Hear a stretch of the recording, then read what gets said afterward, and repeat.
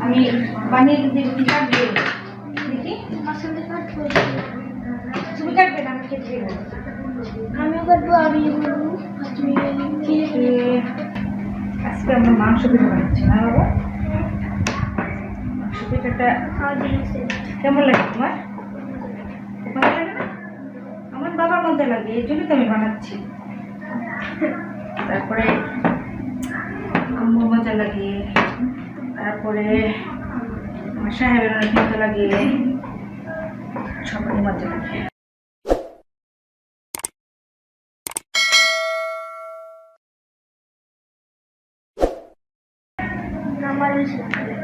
আসসালামু আলাইকুম ভিউয়ার্স আমি নাপু এসেছি নাপু ব্লগ থেকে আজকে আমি অলরেডি তো আপনারা দেখতেই পাচ্ছেন আমি পিঠা বানাচ্ছি মাংস পিঠা তো খেতে ইচ্ছা করলো ফটাফট সব কিছু নিয়ে বসে পড়লাম বানানোর জন্যে তো কেমন আছে আপনারা আশা করছি ভালো আছে তো আমার পিঠা বানানোটা দেখুন আমাদের সাথে থাকুন আব্বু সালাম দাও আসসালামু আলাইকুম ভিউয়ার্স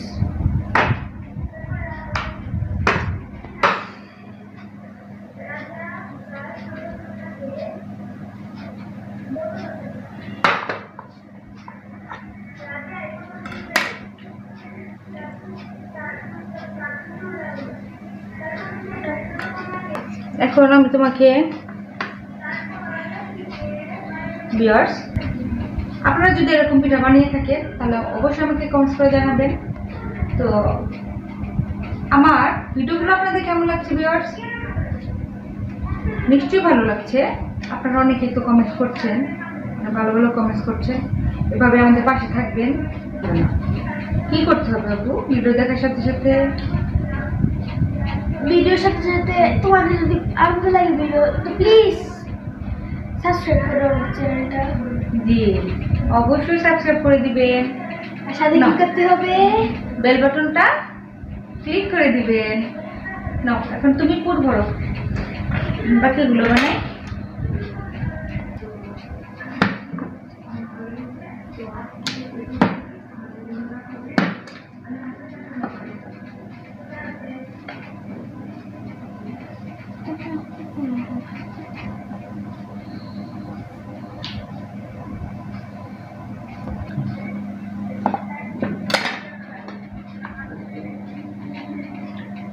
এখন আমি এটাকে এইভাবে একটা ভাঁজ দিব আবার এইভাবে একটা ভাঁজ দিব দিয়ে তারপরে এইভাবে হাতের সাহায্যে আগে বন্ধ করে নিব বন্ধ করে নিলাম এখন ভিতরে পরিমাণ মতো পুর দিয়ে নিব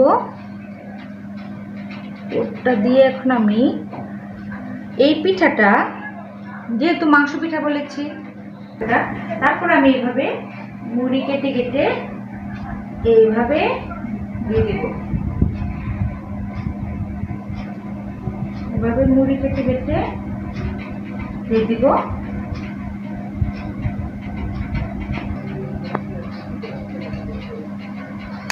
একটু তেল দিয়ে ভালোভাবে বেগুনগুলো বসিয়ে দিতে হবে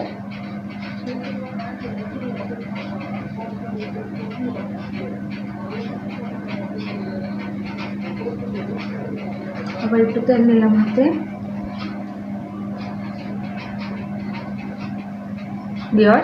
এখন ছোট ছোট রুটি বানিয়ে রুটিটাকে দুই ভাগ করে কেটে নিলাম এই ফ্রাইটা আমি কিভাবে করেছি ময়দাতে একটু লবণ দিয়েছি তারপরে একটু সয়াবিন তেল দিয়ে যেভাবে আমরা রুটি বানাই সেভাবে মাখিয়ে তারপর ছোট ছোট রুটি বানিয়ে নিয়েছি আর পুরটা আমি করেছি গরুর মাংস দিয়ে গরুর মাংসটাকে আমি লবণ হলুদ দিয়ে বেশ কিছুক্ষণ সিদ্ধ করে নিচ্ছি তারপরে শিলপাটাতে ছেঁচে এটাকে হাত দিয়ে ছাড়িয়ে নিচ্ছি তারপর এটাতে আমি পেঁয়াজ কুচি এবং মাংসের যেসব মশলা আমরা মাংস রান্নার সময় ব্যবহার করি সেই সব মশলাগুলো দিয়ে অল্প পানি দিয়ে এরকম বেশ কিছুক্ষণ সময় নিয়ে ঝরঝরে করে নিয়েছি তো এখন আমি এখানে একটু পুর দিব আমি এরকম পিঠা বিভিন্ন অকেশনে বানাই, বিভিন্ন ধরনের পিঠা বানাই। তার মধ্যে এই পিঠাটা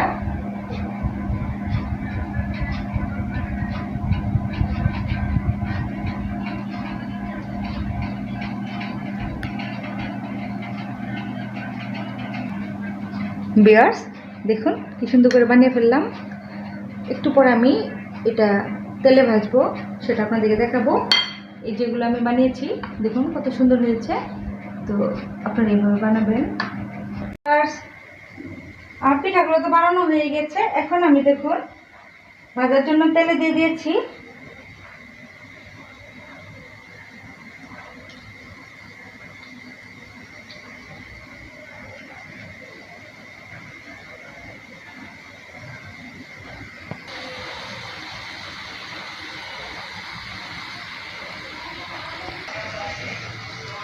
ভিউয়ার্স দেখুন আমার মাংস পিঠাগুলো কত সুন্দরভাবে লাল লাল করে ভাজা হচ্ছে। এটাকে আমি মানে পরে লাল কালার করে ভেজে নিব। ভিউয়ার্স আমার মাংস পিঠাগুলো খুব সুন্দরভাবে মুচমুচে করে ভাজা হয়ে গেছে। এখন আমি এগুলো উঠিয়ে নিচ্ছি।